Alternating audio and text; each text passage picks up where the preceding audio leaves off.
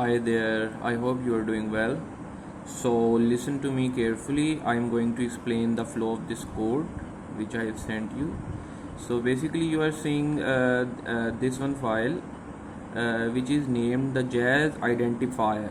I have sent all these files. I am zooming it for the sake of your clarification.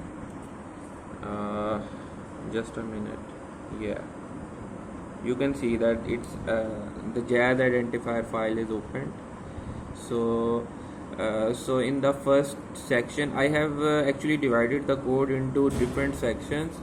First section entails about reading the audio signal and saving it into the variables which are y1 y2 and onward up to 10, because there are 10 music files. Okay, so and the second parameter, output parameter, stores the sampling rate, which is same for all the files present in the data. Okay, it is 22 kilohertz. So when I run it, it will give me the audio signal in time domain. Just a second.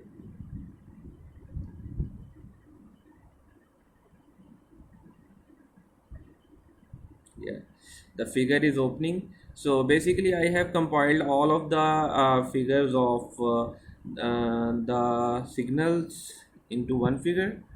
From there we can analyze how the signal are in time domain, and after that for our next section we are going to use this function which let me take you more closer. This is MEL spectrogram function, which is taking input of y1 and fs1. Remember these variables as from the section 1 above, which we just processed. So what MEL spectrogram does is that it it it first transforms the signal into frequency domain by using a direct cosine transform, and then afterward it applies inverse FFT. Okay, it is available in the documentation of this function, that how uh, it is processed, or basically how it is utilized to perform the operations. So after doing inverse FFT or fast Fourier transform, we get some pre-processing techniques, and then we get MEL spectrogram.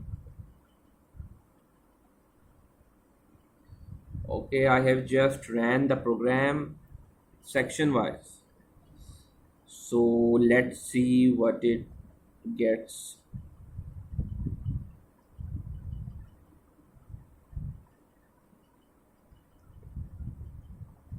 Okay, again, so I have compiled all of the 10 audio signal into a single figure,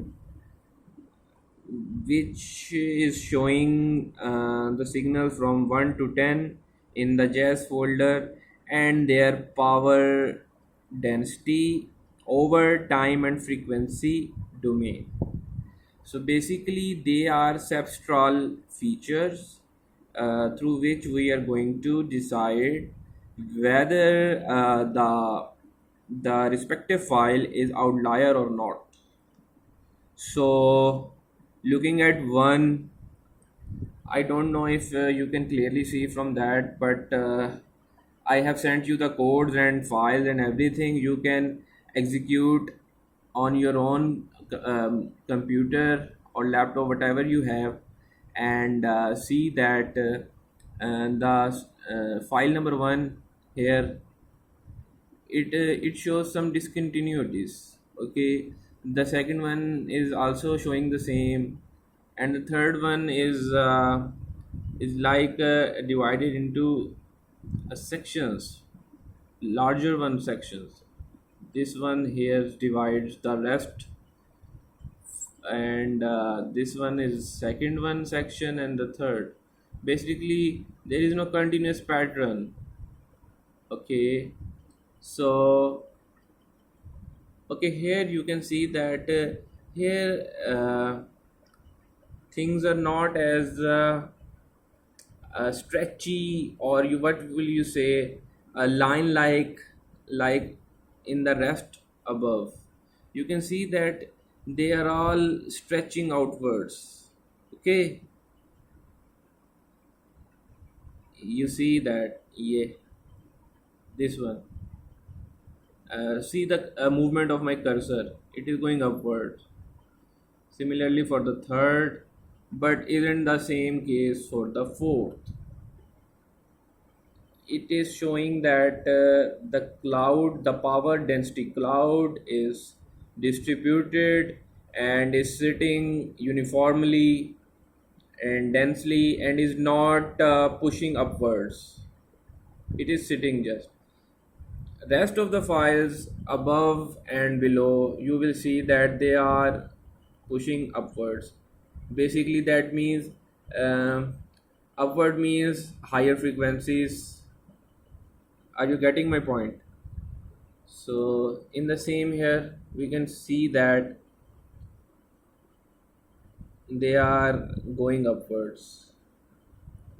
You can see some of the yeah, colors of these power densities in this region, but not for the case of the fourth audio file, which we have expected to be the outlier in the jazz group.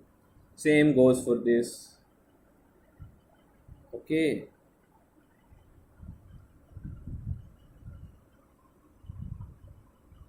you see only this one file power density pattern is different from the rest.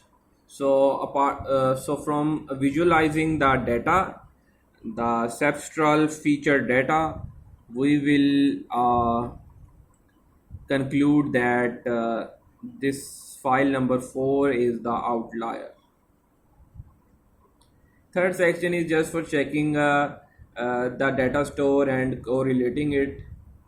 It doesn't give much detail than this one, this section. So first two sections are enough for you. So this sums up the video for jazz identifier, and same will work for Regai and identifier code, in which I have explained how from seeing into the spectrogram, mel mel frequency spectrogram, we will see exactly same how the power densities are distributed in all the 10 files of Regai folder. And again, uh, it is obvious that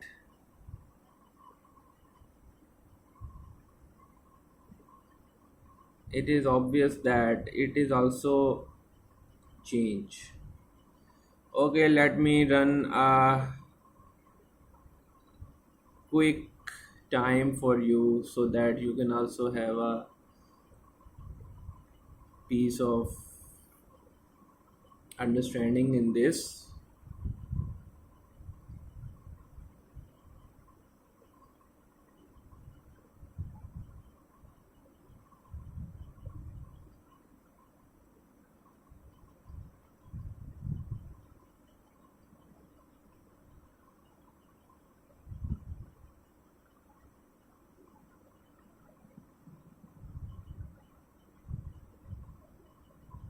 From here you can see all these 10 files are depicting the power density function on the time versus frequency axis, and from there you can see that the number 5 file has different power distribution. This one,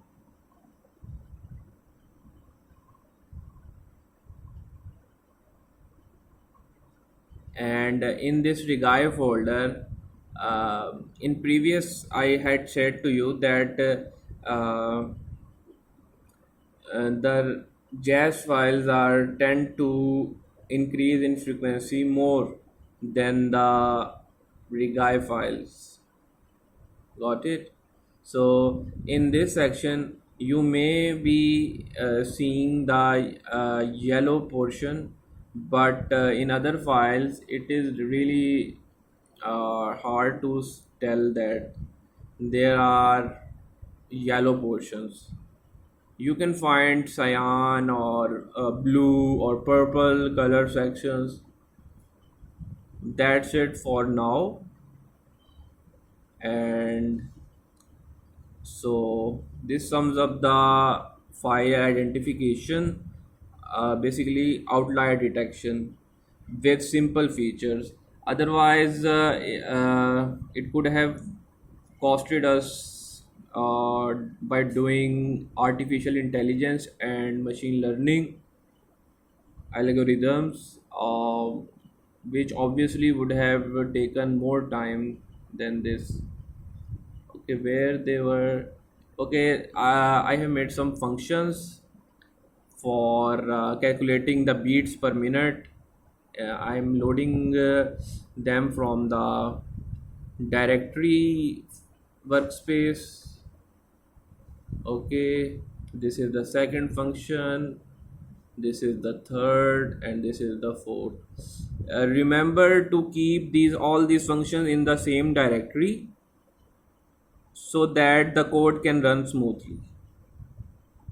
This run bpm function is our main function. Okay, so I will explain it to you. First of all, I created a function which is named run bpm, and it takes audio file as an input, and then it passes that audio file which it has taken as an input to read into a variable signal and give it sample rate in fs. Then I have identified a minimum beats per minute and maximum beats per minute for uh, for a random guess on, because these songs, these they are easily lying in the category between 40 to 200.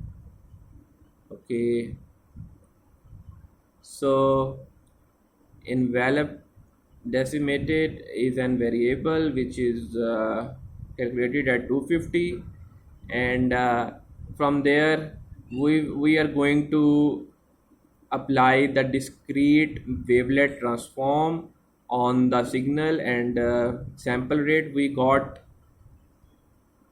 After that, we are going to construct an envelope for detection, and later we are going to sum up all the envelopes. Okay, and then afterwards we applied autocorrelation and took the max peak point and multiplied it by 60 so that it will be converted into minutes. So that's how we are going to basically to run this program. You need to write it in the command window like I am doing now. Run bpm, and bracket, you see it is displaying that an input audio file must be entered. So I'm going to write the directory of the audio file with its name and data type, brackets closed.